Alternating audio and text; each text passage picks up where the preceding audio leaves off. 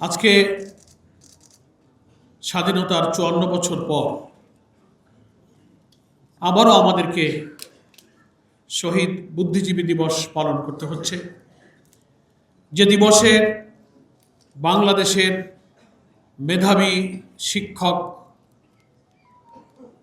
একটি জাতি, একটি সভ্যতা বিনির্মাণে যারা অসাধারণ ভূমিকা রেখে থাকেন, কবি, সাংবাদিক, সাহিত্যিক, লেখক, শিল্পী, বাংলাদেশের এই সম্পদকে কারা স্বাধীনতার অর্থাৎ বিজয়ের প্রাক্কালে হত্যা করেছিল, পরিকল্পিত বেছে বেছে নৃশংসভাবে খুন করেছিল। ৫৪ বছর পেরিয়ে গেলেও বুদ্ধিজীবী হত্যার এই রহস্য আজও উন্মোচিত হয়নি। ঢালাওভাবে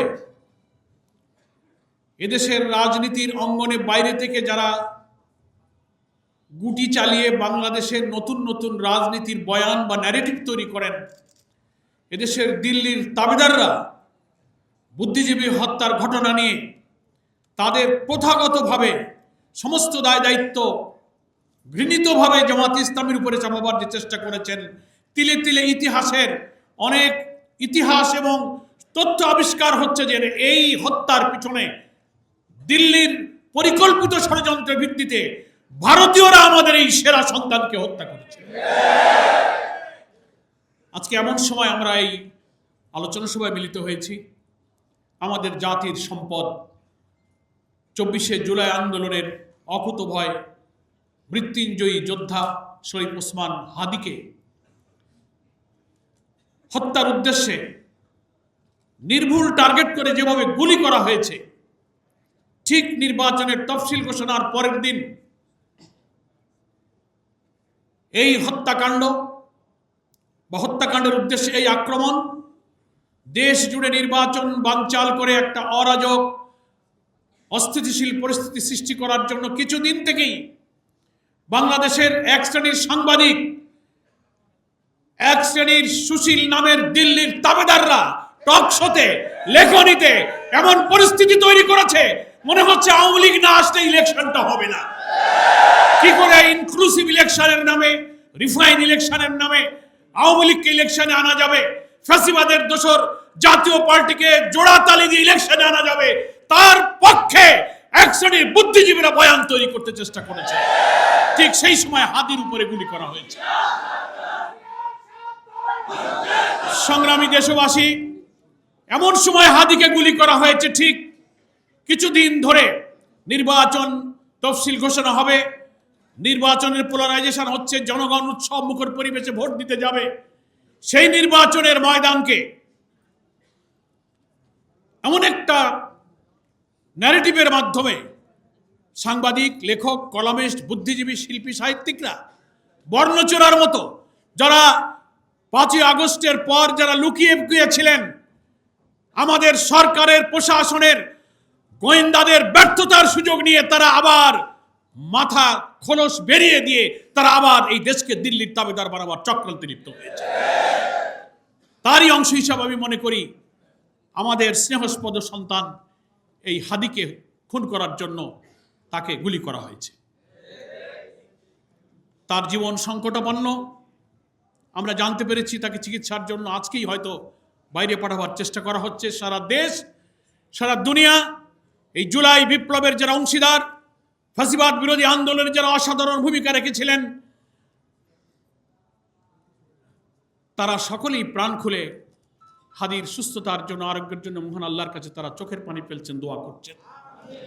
আমরা আল্লাহর কাছে আজকের এই আলোচনা সভায় দোয়া করছি, ভারতীয় আধিপত্যবাদ বিরোধী দেশপ্রেমিক যে শুধু নিজের জন্য নয়, দেশের জন্য এবং প্রত্যেক ফ্যাসিবাদ বিরোধী রাজনৈতিক শক্তিকে এই ন্যারেটিভ দিয়ে একটি জুলাইয়ের চেতনায় ঐক্যবদ্ধ রাখার জন্য সে অকুতোভয় সংগ্রামী বার্তা ছড়িয়ে দিয়েছিলেন, সেই হচ্ছে শরীফ ওসমান হাদি। আল্লাহ তাআলা তাকে আমাদের মাঝে ফিরিয়ে দিন। আমরা মনে করি এই দেশের স্বাধীনতা, আমাদের জাতিসত্তা, আমাদের অখণ্ডতাকে রক্ষার প্রয়োজনে হাদির মতো এই সংগ্রামী মৃত্যুঞ্জয়ী বীরের বেঁচে থাকা প্রয়োজন। আল্লাহ তাআলার কাছে আমরা সেই দোয়া করছি। প্রিয় ভাইরা আমার, সংক্ষেপে শহীদ বুদ্ধিজীবী দিবস সম্পর্কে আমি শুরুতে যে কথাটা বলেছি তার একটু ব্যাখ্যা দিতে চাই। আজও বুদ্ধিজীবীদের কারা হত্যা করলো? বামপন্থী কলকাতা কেন্দ্রিক বুদ্ধিজীবী, ভারতীয় তাবেদার, নানানভাবে তারা এদেশের ইসলামী আন্দোলনকে, জামাত ইসলামকে তারা দায়ী করে থাকেন। কিন্তু ইতিহাসের এখন বহু তথ্য, বহু সত্য বেরিয়ে এসেছে। এই হত্যাকাণ্ড ছিল ভারতীয় সেনাবাহিনীর, ভারতীয় গোয়েন্দাদের একটি সুপরিকল্পিত ষড়যন্ত্রের অংশ। কারণ 16ই ডিসেম্বর বিজয়ের প্রাক্কালে এই হত্যাকাণ্ডটা হলো। কারা ঘটালো? 8ই ডিসেম্বর বিজয়ের আগে ভারতীয় 36 সেনারা ঢাকায় অবতরণ করেছিল, রেকর্ড আছে। এবং অলরেডি তখন রাজধানী ঢাকা সহ তদানীন্তন পূর্ব পাকিস্তান তখন ভারতীয় সেনাদের নিয়ন্ত্রণে।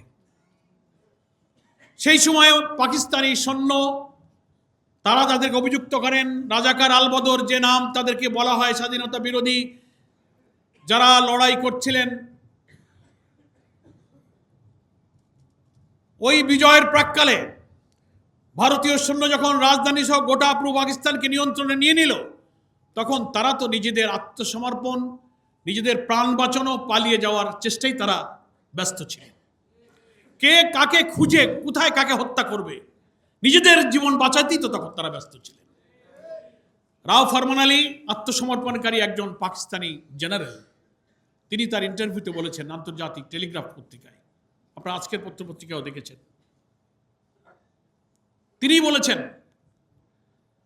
তারপরে ভারতীয় লেখকরা বলেছেন যে ভারতীয় সৈন্যরা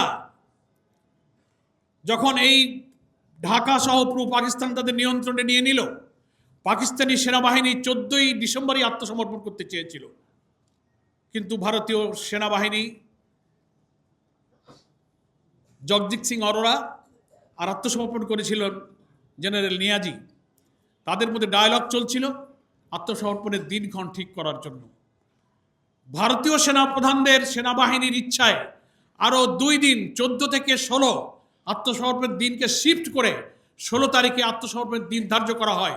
এবং 14ই ডিসেম্বরে খুঁজে খুঁজে বিশ্ববিদ্যালয়ের শিক্ষক, প্রথিতযশা সাংবাদিক, শিল্পী, লেখক, শিক্ষকদেরকে বেছে বেছে, যারা বেঁচে থাকলে এই বাংলাদেশকে গড়ে তোলার জন্য, সদ্য স্বাধীন বাংলাদেশে অসাধারণ মেধায়, চরিত্র, মনন দিয়ে তারা ভূমিকা রাখতে পারত, তাদেরকে তারা বেছে বেছে হত্যা করেছিল।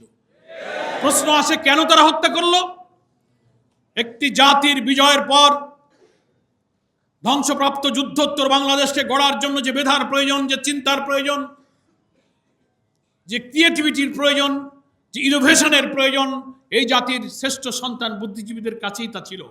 ভারত মনে করেছিল স্বাধীনতা যুদ্ধে যেমন ভারত এই দেশকে ভালোবেসে দেশের কল্যাণে, জনগণের কল্যাণে আমাদের দেশকে তারা স্বাধীনতা যুদ্ধে সাহায্য করেনি, তারা সাহায্য করেছিল পাকিস্তানি সৈন্যের কাছে। 1965 সালে তারা যে নির্মমভাবে পরাজয় বরণ করেছিল, তদানীন্তন পূর্ব পাকিস্তানি শাসকদের অত্যাচার, শোষণ, বঞ্চনার সুযোগে এই দেশে যে ক্ষোভ, যে আউটবাস, যে গণবিস্ফোরণ তৈরি হয়েছিল, সেই সুযোগকে কাজে লাগিয়ে তদানীন্তন ভারতীয় বাহিনী 65 সালে পাকিস্তানের পরাজয়ের প্রতিশোধ নেওয়ার জন্য তারা এই স্বাধীনতা যুদ্ধে এগিয়ে এসেছিল। এবং তারা মনে করেছিল দেশ যদি স্বাধীন হয়েও যায়, তাহলে এই বাংলাদেশ যেন চিরদিন আমাদের অনুগত এবং আধিপত্যে তারা থাকে। নামে একটা দেশ হবে বাংলাদেশ, চারিদিকের সীমানা হবে 47-এর সেই সীমানা, আমাদের লাল সবুজ পতাকা, আমাদের জাতীয় সঙ্গীত। দেখতে মনে হবে দেশটা স্বাধীন, কিন্তু তার অর্থনীতি, তার রাজনীতি, তার কূটনীতি, তার বৈদেশিক নীতি, তার ফরেন পলিসি সবকিছুই দিল্লি থেকে কন্ট্রোল করা হবে। আগের যুগে সাম্রাজ্যবাদী, আধিপত্যবাদীদের একটা চরিত্র ছিল, সৈন্য সামন্ত, লর্ড বহর নিয়ে যুদ্ধ করে করে তারা ভূখণ্ড দখল করত। আধুনিক যুগে এই আধিপত্যবাদ এবং সাম্রাজ্যবাদীর সংজ্ঞা এবং ব্যাখ্যা কিন্তু পরিবর্তন হয়ে গেছে। তারা দেশ আর ভূখণ্ড দখল করবে না, ভূখণ্ড আপনার হাতে থাকবে, কিন্তু আপনার অর্থনীতি, শাসন, রাজনীতি সবকিছু আধিপত্য শক্তি ওখানে বসে নিয়ন্ত্রণ করবে। এদেশের পলিটিক্সে কারা ক্ষমতায় যাবে, কারা ক্ষমতায় নামবে, অর্থনীতিতে কি হবে, রাজনীতি কি হবে, ফরেন পলিসি কি হবে, ওরা ঠিক করে দেবে। এটা হচ্ছে সাম্রাজ্যবাদের আধুনিক রূপ। সেইভাবেই তারা চেয়েছিল দেশটা নামে স্বাধীন হোক, কিন্তু সভ্যতায়, চিন্তায়, মেধায়, মননে তারা স্বাধীন থাকবে না। তারা আমার ভারতীয় দিল্লির আধিপত্যবাদের সেবাদাস হয়ে চিরদিন তারা বেঁচে থাকবে। সেই জন্য এই দেশের শ্রেষ্ঠ সন্তানদেরকে তারা হত্যা করেছে। আর কথাটা কি আমি বুঝাতে পেরেছি আপনাদের? আমি আরো দৃঢ়তার সাথে চ্যালেঞ্জ করে বলতে চাই, এই সত্যের প্রমাণ পাওয়া যেত। 16ই ডিসেম্বর তো বিজয় হলো, জানুয়ারি মাসের 30 তারিখে, 72 সালের জানুয়ারি মাসের 30 তারিখে একজন বুদ্ধিজীবী শহীদুল্লাহ কায়সার, তার ভাই হচ্ছে জহির রায়হান, সে একজন শিল্পী ছিল, অভিনেতা ছিল, চিত্র নির্মাতা ছিল। তার বড় ভাই শহীদুল্লাহ কায়সারও কিন্তু নিখোঁজ হয়ে গিয়েছিল এবং শহীদ বুদ্ধিজীবীদের তালিকায় তিনিও ছিলেন। তিনি ফোন পেলেন, খবর পেলেন 30শে জানুয়ারি 72 সালে। তিনি ছুটে গেলেন। তার পরিবারের লোকেরাই বলছেন যে সে টেলিফোন পেয়ে ছুটে গেল মিরপুরে, শহীদুল্লাহ কায়সার কোথায় পাওয়া যায়, বুদ্ধিজীবীদের কোনো খবর পাওয়া যায় কিনা। এর আগে শহীদুল্লাহ কায়সার, জহির রায়হান 14ই ডিসেম্বরের বুদ্ধিজীবী কিভাবে হত্যা হলো তার তদন্ত, তার তথ্য উপাত্ত ছবি নিয়ে একটা ডকুমেন্টারি নির্মাণ করার জন্য তারা কাজে নেমেছিলেন। তাদের কাছে তথ্য উপাত্ত তদন্তের অনেক প্রতিবেদন তাদের হাতে ছিল। তিনি ছুটে গেলেন, তারপরে জহির রায়হানও কিন্তু নিখোঁজ হয়ে গেলেন, আর জহির রায়হানকে পাওয়া গেল না। তার বন্ধু ছিল তদানীন্তন রাষ্ট্রপতি আবু সাইদ চৌধুরীর বঙ্গভবনে রাষ্ট্রপতির স্টাফ অফিসার ছিল মোহাম্মদ সেলিম। তিনিও এই তদন্ত কাজে, ডকুমেন্টারি এবং চিত্র নির্মাতার কাজে জহির রায়হানের সহযোগী ছিলেন। একই সময় দুই বন্ধু কিন্তু তারা চলে গিয়েছেন। আজকের পত্রিকায় সেই ইতিহাসের লেখনীয় আসছে। লেখকরা এটা বলে না জহির রায়হান নিখোঁজ হয়েছে, তা বলে না, কিন্তু সেলিমও যে সেদিন নিখোঁজ হয়েছে সে কথা কিন্তু এখন আর কেউ বলে না। কারণ ওই সেলিমের কাছেও বুদ্ধিজীবী হত্যার তদন্তের অনেক তথ্য উপাত্ত ছবি তার কাছেও ছিল, জহির রায়হানের কাছেও ছিল। এদেরকে যদি জীবিত পাওয়া যেত তাহলে ভারতীয় সেনারা যে সেদিন বুদ্ধিজীবী বেছে বেছে কিভাবে হত্যা করেছিল তার প্রামাণ্য অনেক ছবি, চিত্র প্রমাণ এই জাতি কিন্তু জানতে পারত। সেজন্য এটাই আশঙ্কা করা হয়েছে যে জহির রায়হানকেও 14 ডিসেম্বর তো আগে চলে গেল, জানুয়ারির 30 তারিখে 1.5 মাস পর জহির রায়হান আবার নিখোঁজ হয়ে গেল। কেন?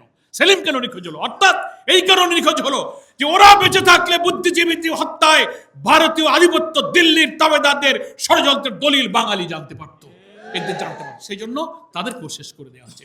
আজ অবধি সেই বঙ্গভবনে সেলিমের যিনি সেখানে বসবাস করতেন, বুদ্ধিজীবী হত্যার তদন্তর সংশ্লিষ্ট প্রতিবেদন, কাজ, কর্ম, চিত্র নির্মাতাদের যেসব ডকুমেন্ট যা কিছু সব তার স্ত্রী এবং তার মা তন্ন তন্ন করে খুঁজেছে, সেখানেও পাওয়া যায়নি।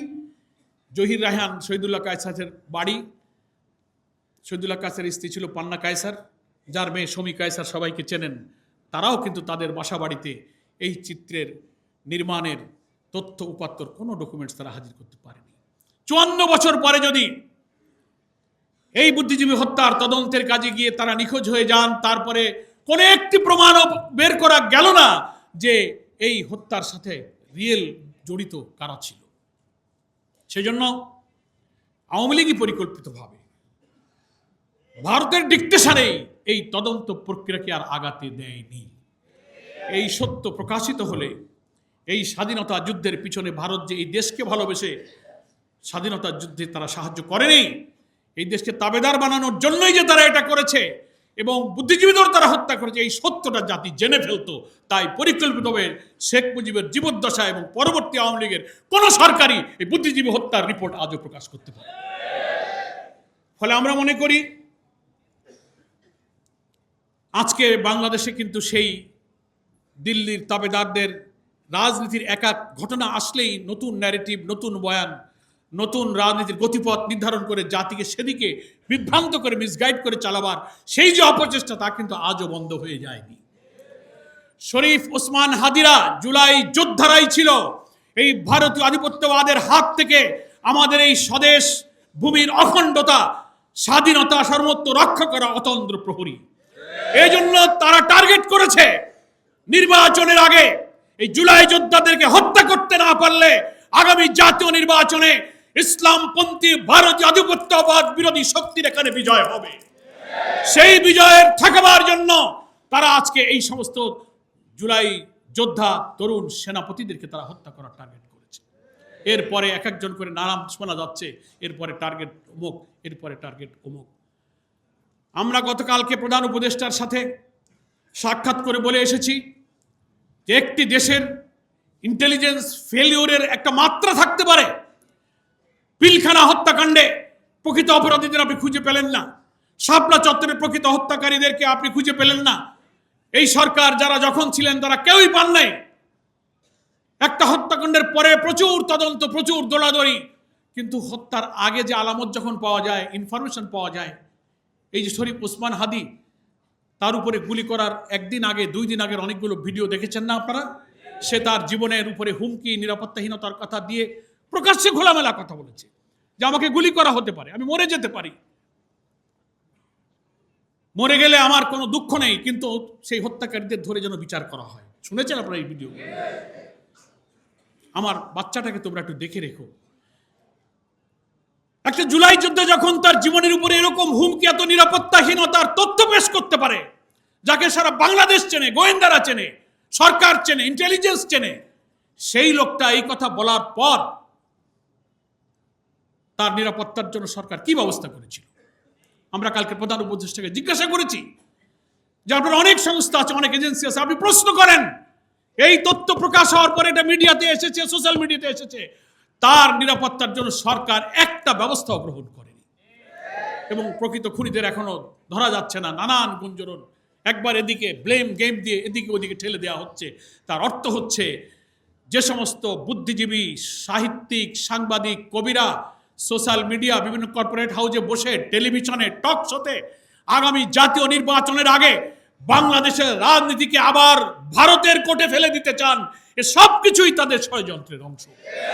আপনারা আর একটা সোশ্যাল মিডিয়াতে তথ্য দেখেছেন, সাংবাদিক জুলকারনাইন সাহেবের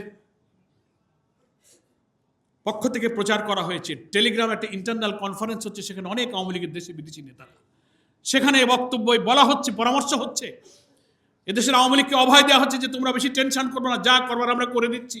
11 তারিখ থেকে লোক ঢুকে যাবে, আমরা লাইসেন্স পেয়ে গেছি, সশস্ত্র লোক ঢুকছে, চট্টগ্রাম, ঢাকা অ্যাকশন হবে, প্রয়োজনে পরে খুলনাতে যাওয়া হবে। শুনেছেন আপনারা সেগুলো? আমরা সেগুলো প্রধান উপদেষ্টাকে বলেছি।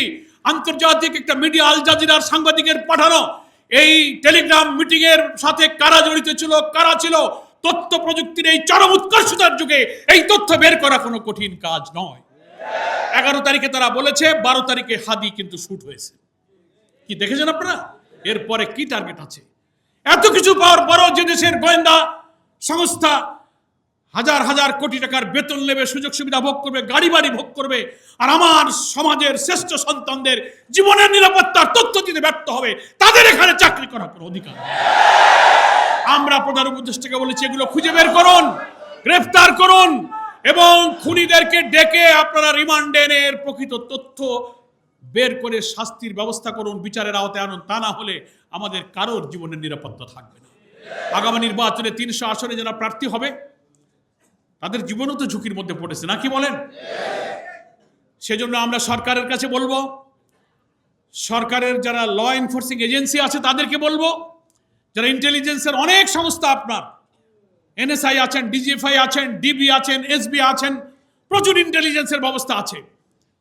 আমরা শুনি কি এক মহা কাজ কারবার, আপনাদের কত যন্ত্রপাতি রাশিয়া, ইউরোপ, আমেরিকা থেকে আনেন আধুনিক, লাভ কি? এগুলো অনেক কি করলেন এ পর্যন্ত?